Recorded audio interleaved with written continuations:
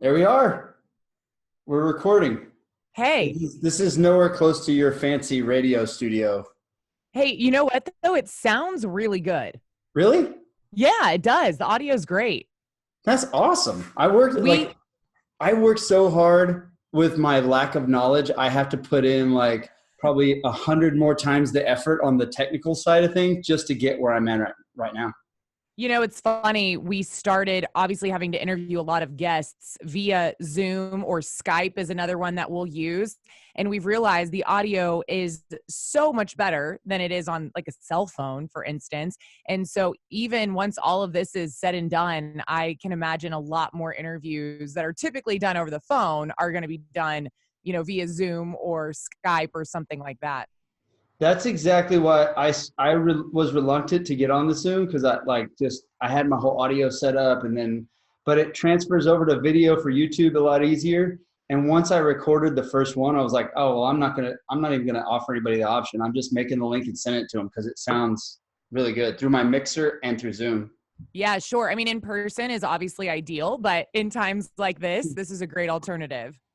So what do you guys do? I guess explain to everybody a little bit what your actual like jobs plural are.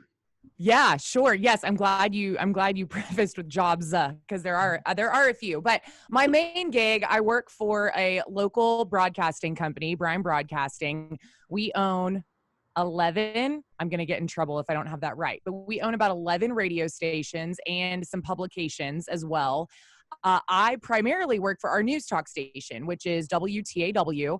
I am a news reporter, anchor. I mean, there's only two of us truly in the news department. And so we kind of do it all. And then I am on a morning show called the Infomaniacs. We are on weekdays from 6 to 9 a.m.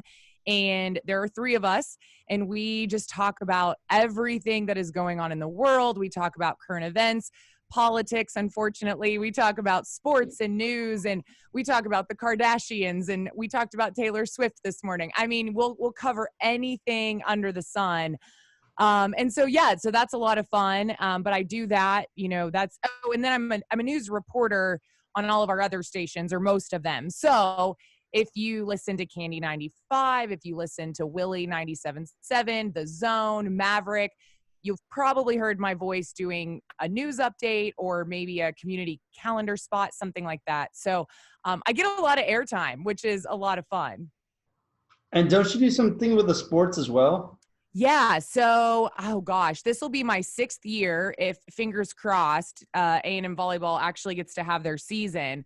But I do.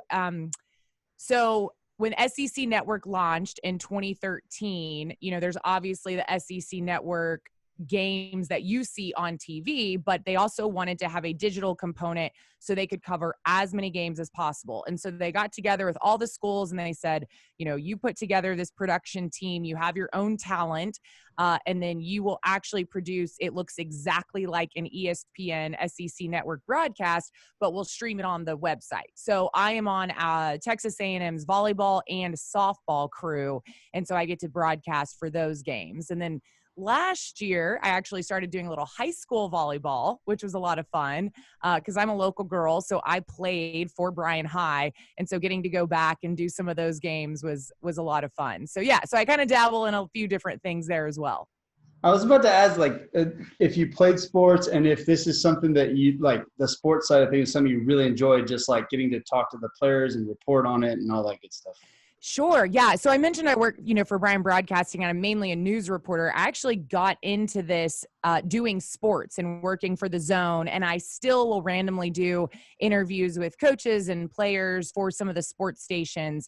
But yes, I grew up playing mainly softball and volleyball. I played volleyball at Blinn College for 2 years. And then I transferred to A&M. I did not play on like the varsity team, the D1 team that everyone knows, but I played club and had a lot of fun doing that. And so, yeah, it was sports has always been a part of my life. I wanted to be a sports reporter. I mean, I think Erin Andrews is who everyone grows up, wanting to be. I found my way into news and doing radio and some different things, but the sports side of stuff is definitely a lot of fun and I love it. Did you always know you wanted to be like in radio and talk and use your voice, or is this something that you just like happened onto? kind of happened on to, like I mentioned, I did 2 years at Blinn, which is really just, getting all your prereqs out of the way. And especially as an athlete, I mean, we had a good time, but you got all the stuff done you needed to. So by the time I got to A&M, I mean, I probably could have finished A&M in a year and a half, but I dragged it out because I thought I don't know still what I need to be doing. I went into a communications and journalism program, ag communications and journalism, and loved it and got to do a few different things with writing and radio and TV. But even when graduation date was looming, I still did not know exactly what I wanted to do. I thought I love sports. I love to talk. I guess I could try to marry the two. Well, both of my parents are from upstate New York. And so Syracuse University is up there. And that is one of the best communication school in the country. So my parents said, well, why don't you look at doing grad school? And that way, give yourself a little bit more time, but actually go learn about broadcast journalism because you really haven't had a lot of experience with it. So I applied to a few different places, got into Syracuse, decided to make the drive. Well, yeah, because we had to drive, but to get all my stuff up there. But 1,500 miles up there and, however many hours away. And so I ended up doing a year-long program at Syracuse in broadcast and digital journalism. And that is where I learned how to be a news and sports reporter. Which one do you like? Which one got you started, the news part or the sports part? This is not a secret. My bosses know this. I don't like news. I've never loved news. I will admit it. I will tell anyone anytime. I'm not a news person. I've never been. I mean, I grew up watching KBTX when my parents would have it on, local news at 10 o'clock at night or whatever. But I was never into politics. I was never into, what was going on with the city council or the school board or, even the crime and unfortunately what people find interesting. I was never, enthralled by it at all. But when I went to grad school, that was their kind of MO. They were like, no, you've got to learn how to do news first. Sports, anyone can go do sports, but you've got to learn the hard path first. And so actually, when I came home from grad school, I was super burnt out because I had been doing basically nothing but news for a year. And I did not want to move to Bozeman, Montana to be a news reporter at some, rinky-dink station and have to, live there for 2 years and then hop on to the next place and the next place and the next place. So it's a tough life. It's a tough life to be a news reporter and, the industry. I mean, it's a tough life to be a sports reporter. Don't get me wrong. But yeah, sports was something that I always truly loved. And it was just a lot more fun, obviously. Maybe it's my competitive athletic side that I care more about that stuff, but I see it being tougher to be a good sports reporter than I do it being a news person, because the news people just seem like that whole Anchorman skit. That's why it's so funny, is because it seems like that's exactly what news people are like. And then the sports people, if you don't know, like take for instance, Stephen A. Smith trying to talk MMA talk. Right. He just gets lit up because he doesn't fully understand. If you don't understand it, the fan base will chew you up and spit you out. But with the news, here's reporting that people are like, oh, well, that's a reporter, right? I guess she's right. Or they get mad at you because they disagree with your political reporting. And they're yelling at their TV screen, throwing things at it and stuff. I mean, one way or the other. But. Yeah, I mean, news people get careful though. News people, especially in local communities that really pay attention to the news, they'll get eaten alive too if they don't know. And a lot of times you have to remember the news reporter is not necessarily from that town. I mean, that was one of the hardest things about being a news reporter in Syracuse, because that's ultimately what we did. We would drag our cameras and our tripods around, with 4 feet of snow on the ground in February and report on stories that were happening in this city that we knew nothing about because we had only lived there for, a few months. And so I consider myself really lucky getting to do news in a place that I grew up in because of the connections that I have and the connections and the relationships that I've built. But, you tell me, oh, this happened, a car accident happened on Villa Maria, near the intersection of Texas. And I know exactly where that is. where if you're in a city, you have no idea, where anything is. It makes it so much tougher. But going back to the whole, if sports or news reporters, whatever's harder. I mean, the industry of being a sports reporter is definitely harder just because there's less jobs, right? I mean, there's always less sports people than there are news people. And so that's part of it. It's a super cutthroat industry. And I mean, ESPN has laid off hundreds of people in the last few years. It's just, it's tough everywhere you go. So that's why you really have to be passionate about it. And some news people, absolutely passionate about it. I mean, I feel like we have some locally here that you can tell they just love what they're doing day in and day out.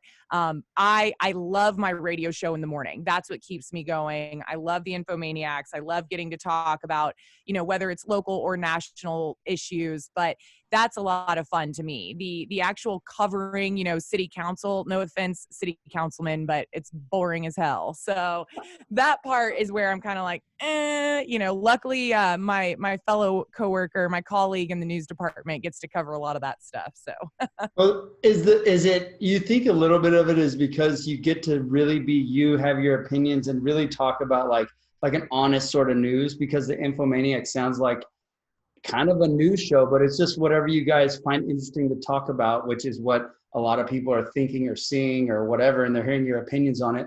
And they're getting the real Chelsea and your guest and everybody else talking about it with these emotions versus just a person with a camera reporting to you what happened. absolutely. Yeah. So the show really allows my personality to shine through. I mean, I still have to be careful. It's not like XM radio where you can just go off on a tangent and we definitely, we have a text line and people text us in all the time, letting us know when they agree or disagree with something. But you're right. I mean, when I'm reporting the news, I'm reading a script. And so I can add a little spice to my sign off or something, but there's no, there's not a chance for me to really voice what's going on in my head. It's just, here are the facts. Now, I like that about news too, is that I am reading to you what is going on. This is factual. This is what we have, and here's the story. But that's why I love the Infomaniacs so much. Getting to do the morning show is I feel like my listeners actually get to know who I am as a person as well. Yeah, because I mean, you can look at, there's a lot of things in news that frustrates me. I don't personally pay attention to it because I try to get the tidbits of what's going on and then research the actual thing outside of the way people are reporting it, because it gets spun a lot. And there's a lot of, like you said, things that people are clicked on. I'm necessarily like, why are we reporting this, creating more of a hysteria? That sells. Like that. That's going to sell stuff. And I get that. I'm not blaming the actual reporters for it. I've just wondered how that process could change. Like if they just start reporting on different things, would it change then? Would people still click? I don't know. Well, it's interesting because I'm a news reporter on such a local level. And so if you ever listen to our show in the morning, Infomaniacs, we rarely cover the national topics, because guess what? You are being bombarded with that stuff everywhere else you look. And people listen to our show. I'm not saying we ignore it and we pretend like it's not happening, but I feel like people listen to our show, first of all, to get the local news, what is going on in their community, what is going to affect them when they wake up the next morning or, go to bed that night. But we also just have fun and we talk about random things that you aren't going to necessarily get if you're watching Fox News or CNN, because again, they are covering 1 to 2, maybe 3 topics and just spinning it however they want to. And so it's funny how many of my my friends will be like, oh, the media sucks. And I'm like, do you know what I do for a living? Like, do you remember what I do? And well, not you. And I'm like, oh, okay. But I get what they mean. And it's not, you look at the national media and you hear about it, and it's tough. I've never worked at that level, so I don't know what goes into the decisions that are made. Obviously, it's, who's investing in those companies and who's advertising with them and all that stuff. That's a world that I truly don't know a lot about. But I know what we do, and, I know what we report on. And that's why I love being able, the other great thing is Brian Broadcasting is locally owned. So like the owner of my radio station is a man that I personally know. He is down the hallway. I see him all the time. I know my general manager. We are not, like an iHeart or a Clear Channel or anything like that. And, nothing against those big conglomerate companies, but I know exactly, who my people are. And that's an awesome feeling as well. Well, that was going to be one thing you were saying, that news reporting stuff and sportscaster or whatever or sports reporter, sorry, is a tough job. Radio seems like one of the toughest because, the MO is you've got to get fired from several jobs before something sticks.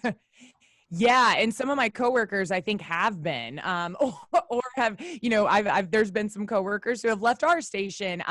I've been really lucky. This was my first ever radio job. And this is, where I've been the whole time. But I do hear the horror stories about, working for stations that, they've never seen their general manager, or they have no idea who owns their company. And you never know if you're going to be around the next week or the next month or whatever. And so, it's a really tough industry.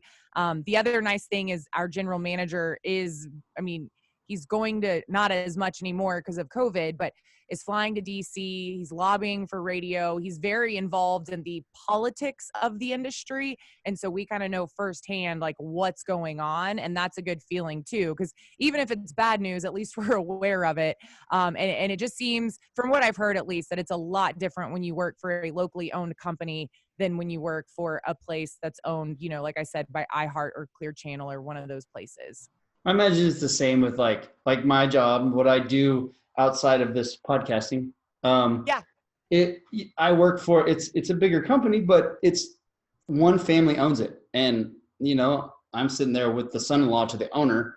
Sure. And he's my boss, so I know the ins, like, you get comfortable and they're awesome people. So it works out good. I've worked on the corporate side of things before and for companies, and that's just no fun. Like, it's just, it's so stiff. You can't, I like being me, honestly, truly me to the core. And with him, I can be me. I can be my own personality, my weird, goofy self with him. He understands. He calls me weird all the time, but I don't worry every half second, And but with the other one, it was like you had to constantly worry about what they were going to decide and what you said and how you looked and what, the whole like restrictive. So I can understand that, especially like in that industry, how much it would make a difference. Well, and in radio especially, personalities are, I call us the island of misfit toys. Everyone up here is so different and comes from such different backgrounds, which is what makes radio great, is that, not anyone can do it, but, you do have a lot of different personalities and everything.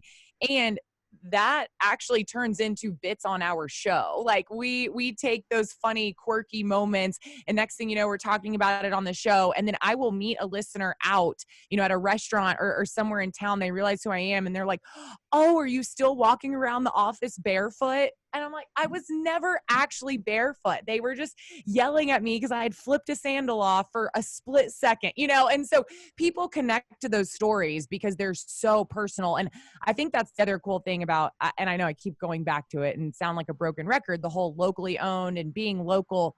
But, there's some great syndicated radio shows out there. Bobby Bones is one that I used to listen to a lot, and that was pretty cool. And, there's others, but those guys are in Nashville, or, people are in, these sports shows are in New York City, and they're, they're covering all the national things, and you may feel like who they are, but they're not in your community. And so that's why it's a lot of fun getting to do something here, because I know that my listeners are literally my neighbors. Well, you bring up something so funny, because I do not now. I don't like. I'm a punk rock kid and a rap guy, and I don't like pop music. Not that I don't like. Some of it's okay. But it's not I understand. Yeah, it's not my jam, right? But Frito and Katie in the morning, and I listen to them, and I have an appreciation for talent. No matter what you think about Rush Limbaugh, the guy's amazing at entertaining. He's just an amazing radio person. Yeah, and so. I listened to Frito and Katie in the morning, and then when Frito was gone, I was like, that was a mistake. That was a mistake, because they're really good together. That was a good show. I don't understand why that's gone. Like they made a mistake with that. They should definitely bring that back. Like, well, and I don't have a stake in the game. Yeah, that was Frito trying to go into the what do we call the suit world? That was Frito trying to think he needed to grow up and get out of radio, and then he decided, no, what you never want to grow up and get out of radio. And so we were all very excited when he came back to the morning show. And you know, it's you know, there's some really talented people out there, and there's some not so talented people. I mean, what's funny about radio is like, I know, like, I'll have friends be like, I can't stand that guy. And I'll go, well, why do you listen to him? Like, you know, you are allowed to change the channel, and they'll say, well, but it's like a train wreck. I just can't turn away, or I can't turn it off. And so even the people that get under people's skin, they will listen to them just because they feel like they need to hear the next, you know, terrible thing that they say or whatever. I hope people don't think that about me in the mornings, but it is funny how, I guess, polarizing, you know, certain radio personalities can be. Well, there's a couple of things. Like, I mean, obviously like being polarizing one way or the other, good, bad, but being one side, like you get an emotion one way or the other from each individual person is one of the most attractive things you can do. That's why Rush Limbaugh is so good. Right. He's either getting people who are like just fanatical on one side or the other side, and they're listening to him. You're like, how does he get the person that disagrees with him to listen to him? It's because he's polarizing, attracting that thing. Like, regardless of which way you believe, he's getting you to listen. And so he's done his job. That's what he's, I mean, as a person who shares a radio station with Rush Limbaugh's show, he is the reason why we are the number one listened to show or station in this community. I mean, yeah, I did not listen to talk radio growing up. I didn't even probably know what it was. I was the kid listening to Candy 95 and listening to Frito and Allie back in the day, and, you know, whoever else was on that morning show. You know, I grew up on country a lot too. So I was, you know, there's several country stations here in the community. And so when I started doing radio and they wanted me to help out with the news side of things, I thought, oh, that sounds terrible, you know? And then, but I would fill in on the Infomaniacs every once in a while. And then Patrick, who was the news guy before me, him and his wife moved and they offered me the position. And I, you know, thought, okay, well, I'm going to have to wake up really early all the time, but this is awesome. And again, I love it. So and it's funny again, because now podcasts, people listen to podcasts all the time, and people will tell me, oh, you need to get a podcast. I have a 3-hour morning radio show. You can go listen to that, or we podcast it. You can go listen to that. And so that's what I tell people. I'm like, it's like a podcast with commercials, unfortunately, but it's fine. Just listen to it later. Yeah, it's a lot of, and that's it gets to another point that I was thinking about in my head is like, since I'm doing this podcast, I absolutely love it. Like, it's become my favorite thing to do. Like, talk to people like yourself and just get to know them and just ramble on, have conversations. I love to do that on the daily anyway. Like, it's fun to me. Because you're genuinely interested in people. And so I'm like, okay, sure, I'll go. Right. But how the difficulty when I started this, I thought it was going to be easier than what it was at first. And then you start analyzing the way you talk and how conversations flow and what words you use. And I found myself getting better, but a lot of people, I mean, me included, think you just turn on the switch and you just talk and you're yourself, and that's fine. But there's been a lot of guests, or there's been a few guests that have, you know, once I say go, it's like, wait, where did that person go that I was just talking to? Exactly. That's so weird. So it's a real talent to be able to be on a radio show like yourself with 2 other people and to be able to bounce back and forth. Yeah, being with 2 other people obviously helps. You know, if I truly don't have anything to add to a topic, or maybe it's, you know, I don't feel comfortable adding to a topic, I can just not say anything and the other 2 will kind of take it away. We also move through topics at lightning speed. So if something is flopping and we are just not meshing with whatever is being said, or, Scott, who's the host, he'll throw out a topic and Zach and I'll kind of give him that awkward silence. It's like, okay, moving on, throw it away. We will talk about ice cream bars for 30 minutes though, for whatever reason, some random topic will like hit home for everybody. And 20 minutes later, we have a drop, which is like a fun little quick piece of audio. And we save them from all sorts of interviews and things like that. And then if you play it at the right moment, it just makes for great radio. Well, we have a drop that says, well, it's just a show about nothing. And that it's true. Like there are times where like, this is truly a show about nothing, but it's so entertaining and it's so much fun. Yeah, I mean, that's that. I was about to say, it sounds like actual fun. Like sometimes you're going to get some knowledge and sometimes you're just going to get fun. And that's the most enjoyable thing to listen to. Yeah. Well, and Aaron, you asked, and sorry, this is me going around in circles, but you kind of mentioned the talent aspect of it and how it's kind of harder. When I first started, especially, doing the newscasts and being on the show, I had to work on my voice and the tone and the pitch a little bit. I registered higher than I even expected. And sometimes I'll get higher when I get really excited about a topic. But, unfortunately for women, if your voice is too high, it can be annoying to listen to. I mean, guys have annoying voices too. It just kind of depends. But not everybody has the pipes. Like they're not I should say not everybody's born with Rush Limbaugh pipes. I mean, I'm sure he's, worked on that too. But so that's, it definitely wasn't just a turn on the microphone the first time and you were awesome. Like you aced it. There is work and obviously practice, right? I mean, 3 hours every morning, you're going to get better. And especially, luckily I have management that listens and says, hey, why don't we work on this? Or why don't you work on this? And so there's definitely little things that I've had to practice and work on.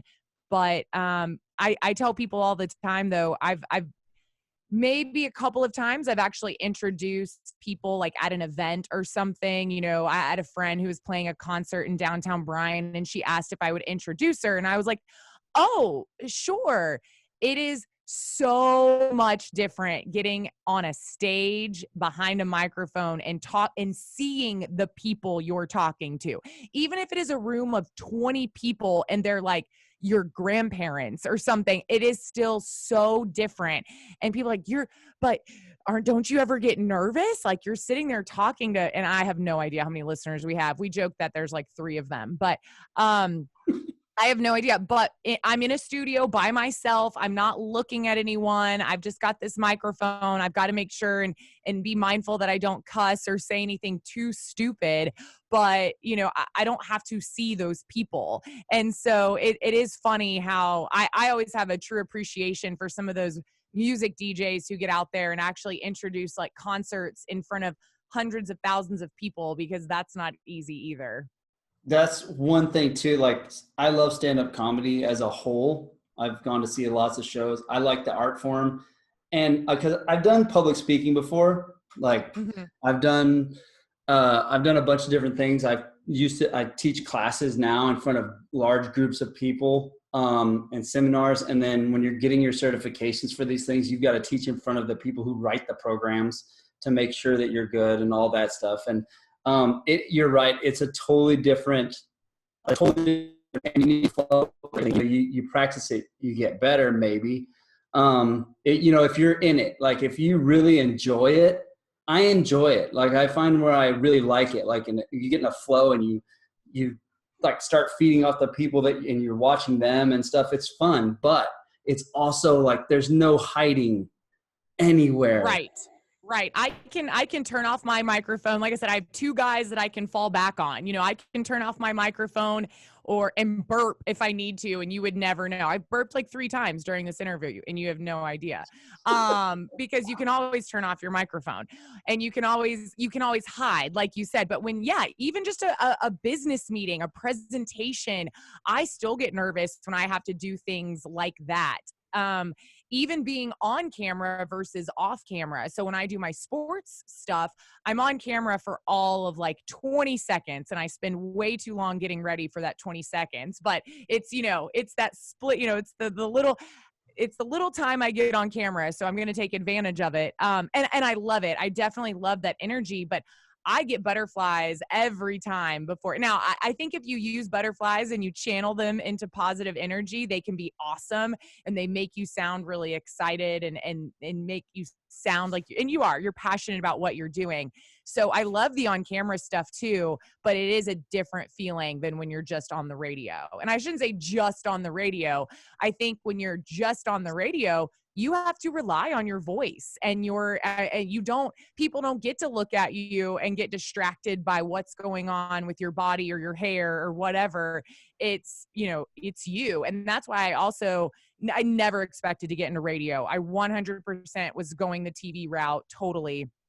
And radio just kind of happened, and now I have such an appreciation for it. And a lot of people will say, oh, well, why aren't you on TV? And well, sure, that's maybe in the future, but for right now, this is what I'm doing, and I absolutely love it. And I feel almost more connected to my listeners because they truly know who I am there's pictures of me out there, obviously, but I feel like people really get to know you without judging you on what you look like. Yeah, that part, and you said something super interesting that I love, and that is like you over prepare for 20 seconds of TV. Yeah, but I'm sure I get to. Go ahead. Yeah, sorry. Yeah, no, I get to. Yeah, I mean, when I'm doing a game, I spend however many, not hours, but even an hour doing my makeup, picking out the right dress to wear, the right top, like doing my hair, having to be totally prepped for that part of it. I wake up at 4 a.m. on weekdays. I roll out of bed. I will sometimes put on different clothes than what I slept in. It really just depends on the day. And then I get to roll up in, no makeup, ball cap on, usually some kind of, athletic leggings or shorts and tennis shoes. And but it's great because no one sees me. They talked for a little bit about putting webcams in our studios and making this whole video aspect. Thought to myself, please, no, I do not need to have to worry about what I look like at 6 o'clock in the morning. So I always I always feel bad, I guess, for the KBTXers on that morning crew because they're getting up way earlier than me and they're putting on, layers of makeup and hair gel and hairspray and things like that. So it's great to work in radio, especially when you've got the morning shift. But do you guys prepare for your radio show in the same sort of manner to make it good? Like, do you prepare, or is it literally just you walk in there and start riffing about things? You share topics and go over bits and all that good stuff? It's a little bit of both. When we first started, so Scott is the host of our show. He's been doing the show for, I really went 30 plus years. He's been doing it forever. Zach and I are the newest additions. I think this is my 4th or 5th year on the show. Zach is a little bit, I guess, younger than me. I think this is his 3rd year. So, but we've all been doing it for a few years together now. And at first, Scott, 100%, Zach and I get here earlier, but Zach's doing sportscasts for all the other stations. I'm doing newscasts for all the other stations. So, spoiler alert, when you hear me on Candy 95 in the morning, that is not me doing the news live. I've done that way earlier. It is the magic of radio. But we're doing all of that prep for our own positions. And then we would just hop on at 6 a.m. and have no idea what Scott was coming at us with that day. I mean, he would just bring up topics and we each have our own computer. So if we need to look up stuff or whatever, but it was totally, he prepped, he knew different things that he was going to bring up, but we didn't. Now, over the last year or two, just to kind of make sure that we're all offering something to the show and staying engaged, we will send story ideas to each other in the morning. Now, we don't need to be fully versed on the story and know everything about it. But, if I see something funny on Twitter or on a different website that I look at in the morning, or just a personal story, we finally started getting better at, well, what has happened in your life? Because people connect with that so much and you forget. Because again, they can get, the crazy Twitter stories or whatever on Twitter. They if your listeners are active enough, they're seeing all of that on social media, but your personal life, they don't know anything about. And so, we've definitely started incorporating. Zach just got married on Saturday. So last week we were talking all about wedding stuff. My birthday was last week. So we were talking about, I mean, we definitely try to connect with our listeners on a more personal level. So it's a little bit of both. Like we definitely prep, but it's not like we have the entire show mapped out from start to finish. Yep. That's kind of fun though, to be able to not know and get that honest reaction, but one person does know, did the show prep and just researches, like, okay. And then you said Twitter, oh my gosh, there's so much on Twitter that you could just riff on and get upset about, or go on a tangent, like just, and get that raw emotion of humor coming from anger with, just personality, because it's such a wacky world. I just started it with this podcast, and I'm going like, oh, people cannot see that you're laughing on the other side of this keyboard either. Like, and they're so emotional about it. I'm like, why are people so emotional on the internet? It didn't exist when I was a kid, so I have a different perspective on it. I guess that's what it is. I don't know. Yeah. No, well, and I think, we're not people who take life too seriously, or we get that hung up on one issue. I personally, at least, I know that's how I am. And so I love Twitter for headlines. I love it for sports. I love it for certain things. But yeah, when you really kind of get into that deep dive of Twitter, it's so interesting what people will really, just go with, I guess. But it's fun because our show is so unique in the sense of like, Scott's, almost 70 years old. He doesn't have social media. He has no idea what's going on social media. Zach is still on Facebook, so he sees all of the crap that's put out on Facebook. I'm more of an Instagrammer. I do a little bit of Twitter, again, just for kind of more of like headline purposes. And so we all kind of bring something different to the table. And so it truly is funny, the things that we teach Scott and that Scott, teaches us in return about, the good old days. So we have a lot of fun. It's a pretty unique combination that we have on the show. That is pretty fun to have the same guy that like doesn't pay attention to the social media as much or at all. And then to have two people that are involved in the social media world and in that, and hearing the insight from who has no influence from that outside, area. That would be fun. Like the other day, we had an entire conversation about the like origin of Karen and like how Karen became a thing and who is Karen? Why did they pick the name Karen? And then today, apparently this guy did an entire study about the naming, like baby name patterns and what male name followed most closely with Karen, and it's Terry. So now we know that the male so now we know that the male equivalent of Karen is anyone named Terry. So sorry if your name is Terry, but and I'm sorry if your name's Karen. But yeah, so I mean that's kind of some of the stuff that we talk about. And again, we have to sit there and explain to Scott like what that means because he has no clue. It's also great. I mean, toot my own horn, but we've had females on the show before, but it had been a while. And so being able to bring the female perspective has been huge, I think. And I love hearing from female listeners because obviously our demographic is mainly middle-aged to older men. And so hearing from females is so much fun. And especially when they're, they tell me how happy they are that I'm on the show because you get to hear the female perspective. I mean, there's days we bring up, are you missing that, the option to wear lipstick because everybody's in a face mask right now? Well, Scott and Zach aren't going to have a take on lipstick or makeup or anything like that. So it's fun because I think we get to cover more topics with having, two 30-year-olds and then, a 70-year-old, but then two men and a female. And so it's, it's a nice combination. This made it really hilarious what you just told me because, and it makes sense because I for some reason, what sticks out in my Instagram because it was so silly was you had some dating something shouldn't date a man in a certain age frame. Like, Oh, they had to be so old or so young. And I'm like, that's the dumbest thing I've ever heard in my life. so But that then, was it. Yeah. So that was the topic we actually talked about on the show. There was some 35-year-old dating expert from Australia, and it was a female. And I think she was just really bitter and maybe had some bad experiences or something. But she said that you should not date men in their 30s because that's like their least committed time period of their lives or something like that. And so I took it to the extreme. I don't think she meant to date down to your 20s, but that's when I went on Instagram and was like, wait, am I supposed to date guys in their 20s then? Like go back younger? Or am I supposed to go up into their 40s? And I got more responses to that whole topic from men in their 30s who were so pissed because they were like, wait a minute.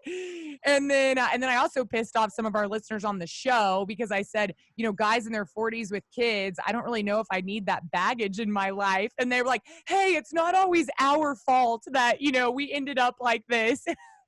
It ended up being a pretty funny topic all around. So yeah, I'm trying to picture like a 70-year-old guy and, you know, just a guy in general having the conversation with the dating. It would be funny, but your take on it was hilarious on I'm glad on you Instagram. enjoyed it. I can't imagine like riffing with those two other people on this subject. Like, this makes absolutely no sense. There's people who are plenty like committed in their 20s and in their 30s and their 40s. It's just an individual thing. And on the flip side, there are a lot of men and women who are never committed no matter what age they are. So yeah. And so that's the fun part is we take, you know, headlines or stories like that, and then we get to bring our own personal experiences into it. So it becomes a lot of fun. Yeah, super awesome. It was that makes it really funny in my head now. I can see the entire thing. So like I said, I'm pretty active on Instagram. You said you saw the stories. I like to Instagram story a lot. Sometimes I bring in stuff from the show. Sometimes it's just, you know, again, my personal life, whatever is going on. I get to be even a little bit more me on Instagram. Obviously there's, you know, I can drop an F-bomb and not get, you know, totally railed for it or anything like that. I still try to, I don't want to say I'm not myself completely, but obviously I still have to mind my P's and Q's because I do have listeners. I mean, my parents aren't on Instagram, but they have friends that follow me. And so I'm just, you know, I still want to make sure it's somewhat family friendly, but I love to just talk about random stuff that's going on in my life. Oh, you've got cool travel photos, and that's like, you know, I think we actually ran into you at the airport. We did it the first time I met you, or I guess the only time I really met you. We were in the Austin airport. That was this time last year. I think you guys were headed, was it like Oregon or? Yeah, if we were with the family, we were going to Oregon. If we were by ourselves, probably Hawaii. Okay. I think the kids were with you, so I don't remember and I was headed to Ireland. And so, yeah, man, remember the days of travel? That was fun. Oh, it was a blast. We were so like bummed that we had to cancel our Hawaii trip this year. Oh, yeah. I was supposed to go to London in July, and that obviously didn't happen. So my best friend and I, we ended up doing like a West Texas road trip and cool. and so figured we'd stay in the state, do something on the road, find a way to, you know, avoid the COVID as much as possible. And so we ended up down in Big Bend National Park because as two Texans, we had never been. I probably didn't even know we had a national park until like 3 years ago. And so it was awesome. It was a great, great trip. We got there in June, just before the heat got unbearable. But yeah, it was an incredible time. We had a lot of fun. I've had several people like travelers, hikers, like photographers say that's the real West Texas. And it really is true. Big Bend is amazing. It's such a cool place. If you haven't been, it's like it takes forever to get there. That's the thing. Awesome. It's so far away. It is so far away from us. And so you hear about it. And that's why we decided we're going to need to do a road trip where we can actually take several days off and not just try to go for the weekend, because it's just way too far if you're only going to go a day or two. And so we stopped in Alpine and Marfa, and then we went down to Terralingua was where we stayed. It's this little ghost town, like right outside of the park. You said, yeah, that place is very interesting. I'm glad I saw it. Yeah. Terralingua it's pretty neat. We actually stayed, we kind of glamped, if you want to call it that. There's this really cool company that has these teepees and we stayed in what was called a lotus tent. So we still stayed in a queen size bed and had a coffee maker and an air conditioning unit, but we were in this canvas tent that looked like a cream puff is the best way to describe it. And so it was as close as we could get to camping without, being totally out of our element. That's awesome. It was, yeah, it was a lot of fun. We we're two, I don't want to call us city girls, but we're definitely not campers. We're not necessarily avid hikers, but we loved every minute of it. And Big Bend is so incredible. It's because you've got desert, you've got mountains, and you've got the river. And so you've got such different terrains. Even on a single hike, you feel like you're in a different world multiple times. And so and then to know, I mean, as a Texan, you just have so much pride in the fact that your state has this amazing park. So it was one of the best trips we've taken. It was a lot of fun. Do you get like any of the bits and ideas and like, do you find it helps you to travel like, and then educate when you're talking on your show? Like when you're relaying stuff, do you get stories and bits from your little adventures and then you're like, maybe you want to push the envelope a little more and go on another adventure to a different place? Yeah, for sure. And, again, both my parents being from upstate New York, and we travel there once every year or every other year, and then living up in that area for a while. I mean, I graduated from grad school in 2011, and I still talk about, situations and experiences living up in the Northeast. And I think, even if it's just a trip, everywhere you go, it kind of has a stamp on your being, and you can always pull from that and bring it into the show. And like you said, kind of, talk about different cultures and different people and just different ways of life. Because as much as we love being in Texas and being Texans, there is more to the world out there. Oh, yes. I mean, growing up in Texas my whole life, like you would grow up thinking that that's all there is. And then you go and venture out and you're like, oh, wow, this is so much fun. Like I love Texas and I'm very proud to be in Texas, but it's also like fun to go out and learn things about the different cultures. And the best education I ever got, that's what I always say, like it's the best education you can ever get is to just try to talk to the people and not in some like big fancy resort where there's nothing but a bunch of other people that traveled there, but like the actual place, just walk around, hang out, almost like not so hardcore like Henry Rollins, but like toned back. Yeah. So the trip I was talking about going to Ireland, that trip I actually went with a company called Under 30 Experiences. They're based out of Austin, and they put together these group trips for young people, and they have trips all over the world, and you sign up. And so I wanted to do something by myself, but I'm not an avid traveler enough to do something totally solo. I didn't feel that comfortable. And so I was like, why don't I go with this group company? And then I'm doing something on my own, as in none of my friends are going with me, but I will be with this group of people, like-minded people for the most part. I mean, we all came from different backgrounds, but we all were young and liked to travel and wanted to see the world. And then we had a group leader that made sure everything, ran smoothly and everything was taken care of. And that was the other thing. As much as I like to travel, I hate to plan.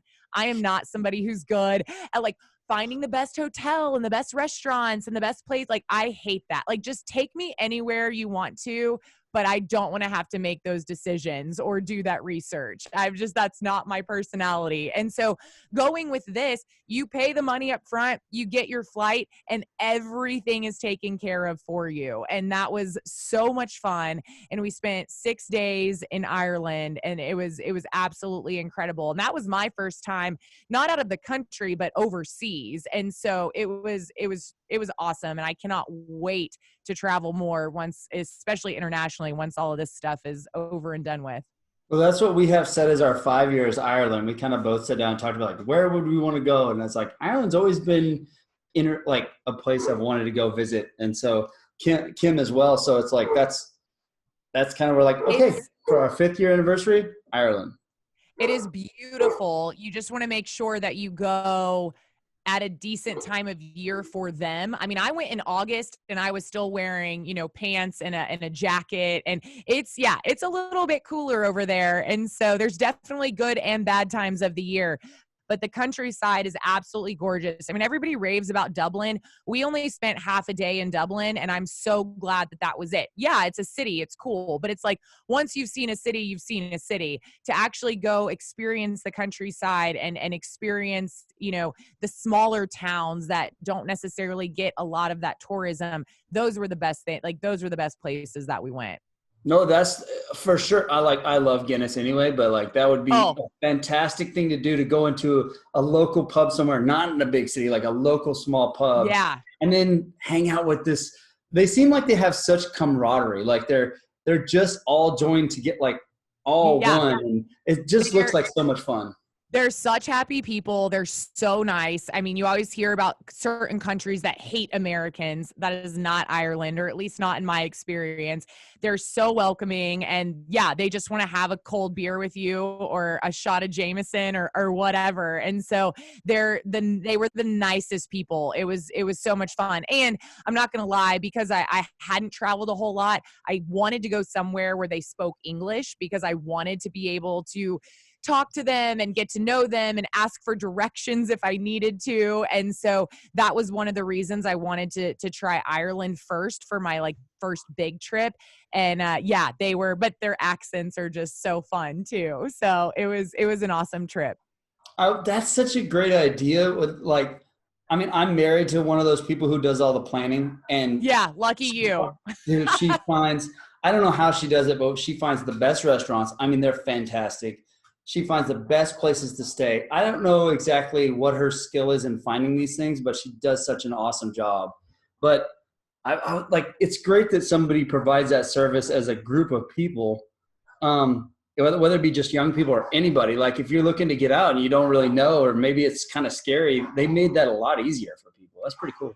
Yeah, these guys are awesome. Like I said, they're based out of Austin, and that was their whole thing. They were young people who wanted to travel, but kind of on a budget. And so they came up with this company, and I think they started doing like small trips to Costa Rica, and then it eventually grew and grew. And now like I said, they have trips all over the world. They do, they have like a wine and food themed trip to France and Spain. And so they'll do some that are a little bit more, they have like an active trip. So if you're really into working out and like yoga, there's a trip to, I think, Costa Rica or maybe somewhere else where you spend the mornings doing yoga on the beach and things like that. But they have stuff for everyone, and it's called under 30 experiences, but I think the age cutoff is like 35. And I was turning 31 on the trip, and I thought to myself, I'm going to be so old compared to everyone else on this trip. But honestly, like there were a few kids like in their younger 20s, but most of them were like 25 or older. And then I actually wasn't even the oldest on the trip. There were a couple more that were older than me. So I don't want people to get turned off. If it's something you're interested in, don't get turned off by it if you're, on that edge of 30 or even a little bit older, because it definitely did not feel like I was on college, like spring break or anything. That's even better, because I don't like spring break. I grew up on South Padre Island. Oh my gosh. And I like it when spring break time was there. It's like, can this just go away now? I'm pretty much. Yeah, I can only imagine. That would have been rough, especially. Yeah, I had a friend that grew up in Panama City Beach, and she felt the same way. It's just so obnoxious. I know it brings a little bit of money in, but all the locals are just like, dude, I'll just be happy when the winter Texans get here. It's going to be awesome. It's nice and chill. They just steal the salt shakers. They don't have the salt shakers. No, they steal like, I think there's a certain age that you get to where it's just like, what are you gonna do? Throw me in jail for this? Like people just, it's hilarious. They just full of salt shakers, sweet packets and peanuts, the free peanuts they give you at the thing. Like they just dump them. I've seen a lady dump them in her purse. It's like scoop them in. Oh my gosh. That's it's super crazy. funny. Yeah. No, I mean, I grew up here, in Bryan College Station. So I feel like it's spring break all year round. No, not really. It's not that bad, but it is funny when the students are back in town, how different the town feels than when they're not here. We actually have been talking, like, you hear, since I moved up here, I grew up in a seasonal thing. So I've always appreciated the influx of people and income to the area. So I've always appreciated that. And, but hearing people like, oh, the students are back, it's going to be hard to get anywhere. Now I don't go out, so that's not ever been really my jam. So I'm okay with it. But, I think now I hope more people appreciate having the students in town because of the income and money and jobs that it creates with the people, because for a while there, it was in jeopardy whether they would even be coming back into town.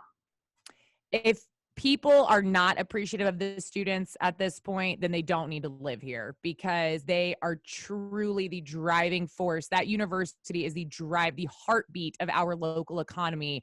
And even just the numbers that they've been throwing out lately it's terrifying. And so, yeah, as much as we like to complain about them and complain about traffic and all of those things, it is 100% a necessity to have them back here.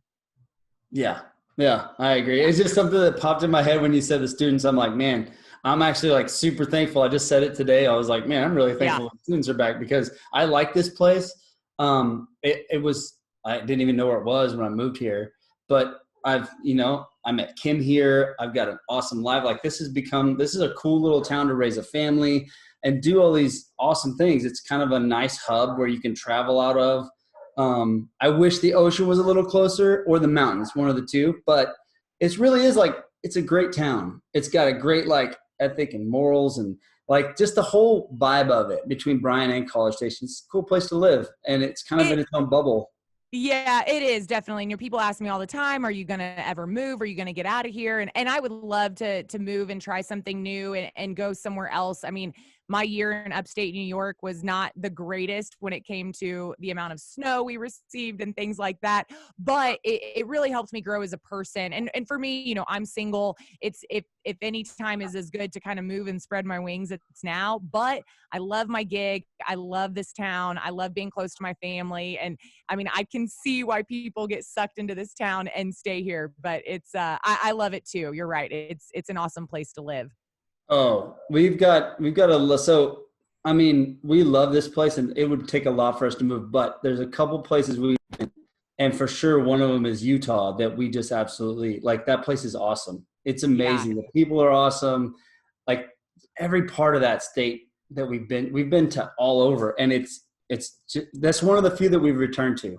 Like, that we've gone back to. I've not been, but I've seen pictures and it looks amazing. It just gets super cold and a lot of snow, and Kim does not like the snow. Yeah. No, I don't like the snow. Actually, I'll give you this. Snow and cold can both be combated with sunshine. But the problem is, if you go to a place where there's just a lot of clouds and there's a lot of gray, it's super depressing. And that was upstate New York for me. And that was the hardest part. It wasn't so much the snow and the cold. It was the gray skies and the lack of sunshine. And that was definitely tough. But vitamin D is such a real thing. Like, totally. People on the beach are so happy because they get lots of it. Absolutely. But hey, Aaron, I've loved this conversation, but I am actually out of time. I'm so sorry. No, don't be sorry.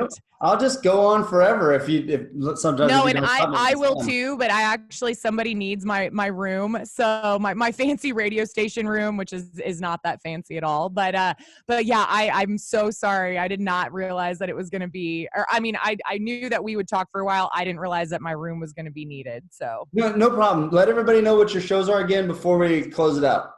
Yeah, absolutely. So you can listen to us at WTAW. It's 1620 on the AM dial or 94.5 on the FM dial.